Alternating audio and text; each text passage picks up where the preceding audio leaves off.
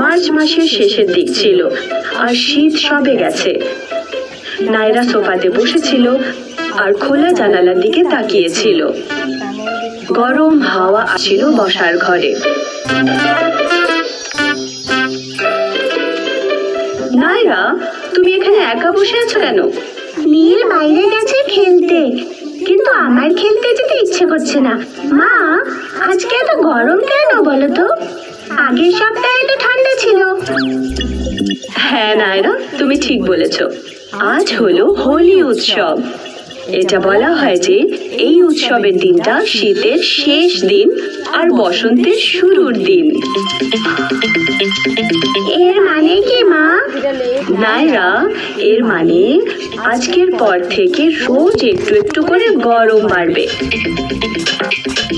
গরমকাল খুব তাড়াতাড়ি শুরু হয়ে যাবে। মা, তার মানে ছুটিও চলে আসবে তাড়াতাড়ি। হ্যাঁ নায়রা, ছুটিও খুব তাড়াতাড়ি এসে পড়বে। তুমি তো জানো আজকে একটা বিশেষ দিন। না মা, সেটা কি? তুমি সেটা শুনে জানতে পারবে। এখন সন্ধে হয়ে গেছে। প্রতিবেশীরা আসতে শুরু করে দিল পবিত্র আগুনের কাছে প্রার্থনা করতে। মা, সবাই মিলে কি করছে? ওরা আগুনের কাছে প্রার্থনা করছে? নায়রা, তোমাকে মনে আছে সকালে আমি কি বলেছিলাম? কি মা? যে আজকে একটা বিশেষ দিন। হ্যাঁ মা। দেখো, এরই কথা বলছিলাম আমি তোমাকে। আজকে হলো হোলি উৎসব। আজকের দিনে মানুষ বড় করে আগুন জ্বালিয়ে তার সামনে প্রার্থনা করে। তুমি জানো কেন? না মা, কেন করি আমরা?